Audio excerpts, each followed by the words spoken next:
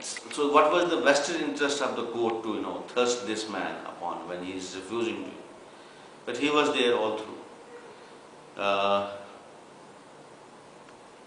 So there was no, see, if you ask any lawyer, the basic structure of a case is built in the trial court. Okay. The whole structure of a case is built in the trial court. Not in the Supreme Court. No. In Supreme Court and High Courts, there's nothing to be built. They will examine what has happened in the court, in the trial court. Okay. So you examine, analyze evidence in the trial court. You cross-examine the witnesses there in the trial court. So this whole process is there. So if you don't have a lawyer there, how can you build your defense? How can you, put your side forth? So, see, the Afzal did not have a lawyer over there, which is on record. Now the High Court, the trial court gives a judgment, and the judge was so prejudiced. Judge had, I will give you an example. Judge had actually decided this case long before the charge sheet was filed. I'll give you an example, an incident. The first day, of course, the Afzal and Shaukat, they were not kept with me in the jail. So I was alone, I was in solitary.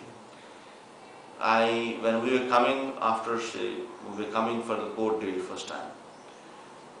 So I met them in the lockup. They were all saying, Afzal and Shaukat, they were saying, both said that, kind of, behavior, they met it to them in the jail and such. And they were really offered, they will say then, they have read about in the newspapers about the confession and all that, which they had never made, basically. It was, they had asked to sign, papers, a lot of papers. And on that papers they wrote whatever they wanted, and that was anyway. So that these people told me that this has been happening so far. I told him, okay, forget about till what happened till now, because till now it was police and other things. Now we are going to court, and I hope that courts will be fair to deal. So this was kind of was trying to give me a kind of hope, because I had never had a brush with the courts before that. So there was a designated special court for us.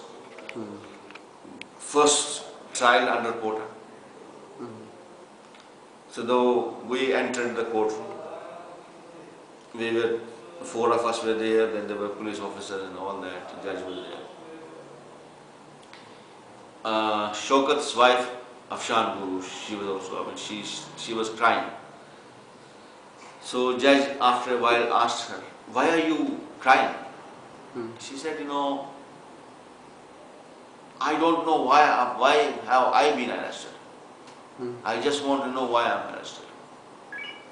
And why is it, if my husband has done something wrong. She was not saying, if you are accusing of my husband of doing something wrong, why am I being punished for that also? That was one. In reply to that, judge said, it's very strange to me also. Judge, what judge said? Judge did not ask her, to pacify her or something. He simply said, this, he said in Hindi, "Ye rona dona se ab kaam nahi chalega." You should have thought about this when you were conspiring to attack the parliament. Without even talking, without even discussing. He is saying that you should have thought about this when you were conspiring to attack the parliament. Till then, it is 6 months prior to the submission of charge sheet by police. So even, charge sheet is not filed, but judge has decided that all these people have conspired and attacked the parliament. So you see that it is judge had already decided what to do. And many occasions, there was, this, when discussions were going on, in the, arguments on.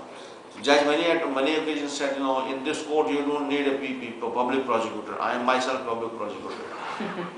He said in the open court. So when you have this kind of judge, then you see what happens.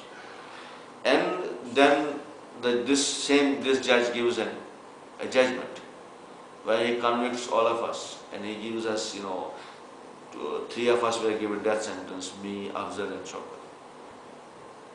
And Afshan was given 5 years in prison. Anyway, what happens after, like for example, the trial court's judgment was based on confession, Afzal's and Shaukat's confession. So Afzal was given a death sentence on the basis of confession. Shaukat was given on the basis of confession. Then it goes to the High Court. High Court also, upholds the trial court's judgment. So High Court judgment, High Court's death sentence, High Court acquits me and Afshan. And Afzal's and Shaukat's death sentence is upheld. And the High Court again says it is based on the confession. But the High Court also makes some observations. The observation is that, High Court says that police has fabricated the evidence, forged the documents. It's part of this judgment. Very clearly said that police has fabricated the evidence, forged the documents. Even saying this, that they have fabricated evidence, forged documents, they don't pass even a stitch again.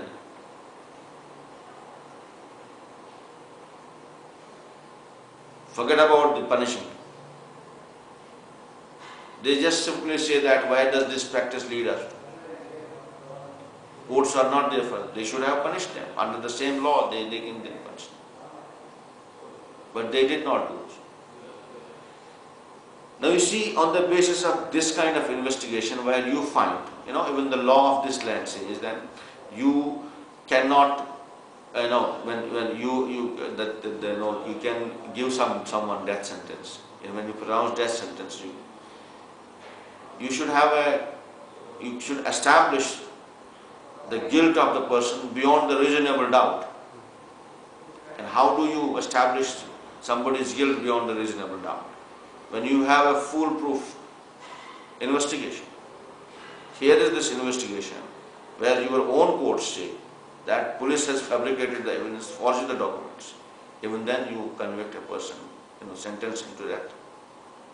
On that kind of shallow investigation, on that kind of fabricated and forged documents. Now you come to the Supreme Court. The Supreme Court says the High Court, trial court and High Court had the judgment based on the confession. When it comes to the Supreme Court first of all throws away the confession. They said this confession is not reliable. It has been, obtained under duress, falsely. So that confession goes. High Court also, exonerates Afzal of being a member of any terrorist organization. High Court says that it has not been established that he is a member of any terrorist organization, any unlawful organization. They exonerate him of other things, Explosive Act and other things. Now the Supreme Court throws out this confession. What remains there? Supreme Court says that there is no direct evidence which involves Afzal. There is no direct evidence. On the basis of circumstantial evidence, he is now convicted. So can you sentence someone to death on the basis of circumstantial evidence? The kind of circumstances which stand against Afzal. The first circumstance, I'll give you an example. For example, one circumstance is against him. They say that, one inspector, H.S. Gill, he deposed in the trial court that the dead bodies of 5 people who died inside the parliament were identified by Afzal. Alright? Now he deposed there. Afzal has denied it. Now the Supreme Court says that nobody has contested and cross-examined the Inspector H.S. Gill. That's why it stands against Afzal. Now you tell me, when Afzal did not have a lawyer in the trial court, who would have cross-examined this gentleman, this Inspector H.S. Gill, whose evidence in the court is taken as a gospel truth? Now I just want to tell you something about H.S. Gill. This man, on basis of his evidence, gospel truth, a man is being sent to the gallows. Now you see how truthful this man is, that he has been arrested while our trial was on. He was arrested by the police and sent to jail on the basis, on a case of bribery. So he was in the same jail. Now you, on the basis of this unscrupulous person, on the basis of his statement, you are convicting someone to death. So this is how you establish somebody's guilt beyond the reasonable doubt. And the Supreme Court said there is no evidence, direct evidence against him, on the basis of circumstances. So now you have this circumstance that the Inspector H.S. Gill has, but who would have cross-examined him? Then Afzal had no lawyer. Who would have suggested that he is lying when he has no lawyer? And in a criminal matter, you need someone very expert who is trained in the criminal law. The court has told Afzal, you can represent yourself of your own. How could an ordinary person who is not even aware of the law, defend himself in the court, trial court? Even an ordinary lawyer who practices in the civil side cannot do that, because this is an art. This needs a skill. Even a person who is not trained in the criminal law, a lawyer who is not trained in the criminal law, practiced in the civil side, cannot do this job.